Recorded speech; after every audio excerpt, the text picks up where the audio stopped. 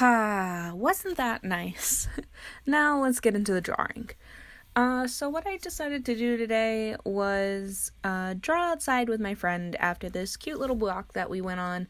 I just got Posca pens for my birthday, and I haven't really done much with them. I made like a little chipmunk, but I really wanted to do a lily pad drawing and use this teal that they had in the set.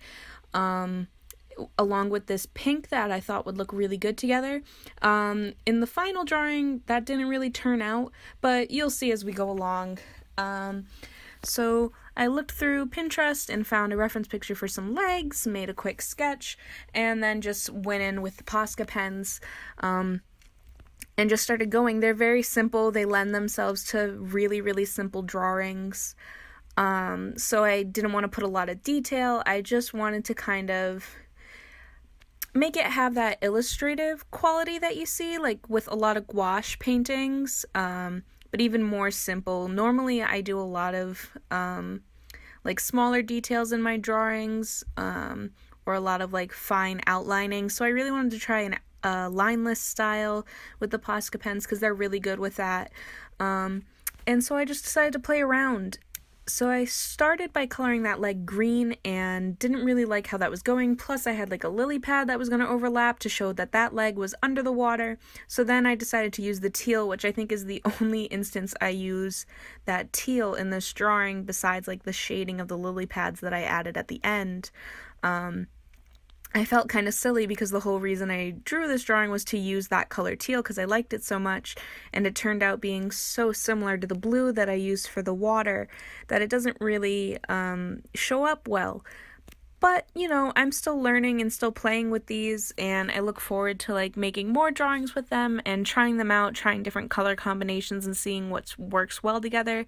I see some really amazing artists on Pinterest who use them and just go crazy with them. They make these super cool landscapes and just have these amazing shadows and colors that you wouldn't think to do a shadow in, this deep maroon shadow I saw on an orange and pink. It was really, really cool. Another YouTuber that I follow, that a lot of people follow, Casey Golden, recently did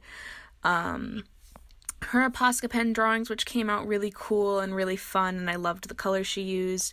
And then the YouTubers that kind of inspired me to get them were Doodle Date. I loved them, and when I saw the white Posca pen actually and saw how actually opaque it is, I've tried so many different white pens and so many different paint pens and oils and just straight up acrylic paint, and those Signo gel pens, the Sakura gel pens, all of those inks, and none of them are truly the white that I wanted.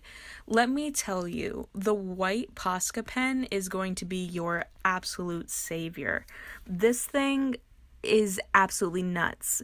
Mind you, I haven't done a lot with it. I've only tested it on top of other Posca pen, but that's paint. So I'm assuming it's going to do perfectly fine with marker that's soaked into the paper, which is what I usually work with. I'm so excited to work more with that and see how it holds up, how much I love it, but I'm absolutely loving these pens so far with how opaque they are. Because I really want to get into gouache, but I'm not super into paints, really. They're not that portable for me. They just take a lot of effort that I don't really feel like using at the moment. And also gouache has a learning curve with the consistency that you want to have, and I want kind of when you think of the Disney Golden books, if you guys had those, the ones with the gold foil spines and those illustrations, those flat colors, in the different desaturated tones. I really love desaturated tones, which is a shortcoming of the Posca pens. They're really vibrant. It's only a shortcoming if you like those desaturated tones like I do.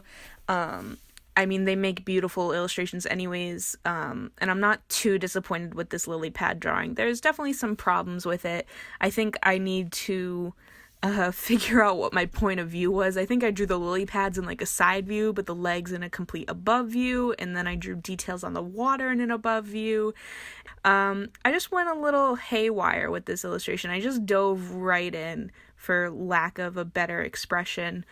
And it went okay. I'm not super pleased with the final result. It wasn't what I was thinking, but I'm not disappointed. I'm not mad at it, if that makes sense. Like, I'm not like, great, I have this in my sketchbook now. You know, it's like, it's a fun little addition. It's a bright pop. I'm excited to do something on the other side, maybe with the same kind of colors, and maybe make like a character in an outfit. Maybe the girl who owns the legs. I'll make her in her cute little bathing suit or something in a Posca illustration. But yeah, I'm not like horrified at this.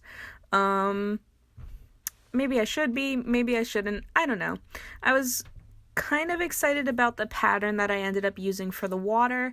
That like foamy kind of ocean top, I guess. Like my main inspiration was like 90s anime. I had this picture from Pinterest of somebody who had a bath bomb and was like, oh look, I got a bath bomb and it turned my bath water into 90s anime water. And I was like, oh my gosh, I really want those colors in an illustration. And then I didn't use the teal, except for like 3 things. You know, how you do. But, then I started looking into other different references and found that like neat little water pattern when the light plays off of the water and the water's a little ripply, and I just was really excited because I don't think I've drawn a lot of stuff like this. I'm really trying to play in my sketchbooks right now, and I haven't drawn a lot of water from above, and so that was the first time I tried that pattern. Some things were successful, some things weren't. I feel like that's a good slogan for this whole drawing. Some things were successful and some things weren't. You know, it went okay. I wish I could have done the flowers on the lily pads a little bit better. I think I might go back to them and like retouch them, and because I think what happened, I had a lot of problems with the paint not being dry. You'll see I kind of hold up my hand in exasperation, I guess. Like, as a lefty, you get all of those smudges all over you.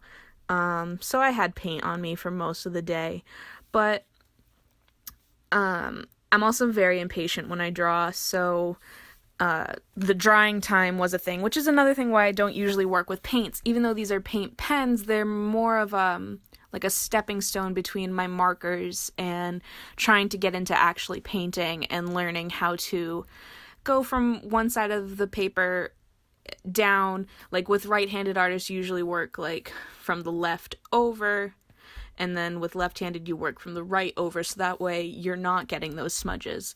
I just don't plan that far ahead and don't think like that when I'm drawing. But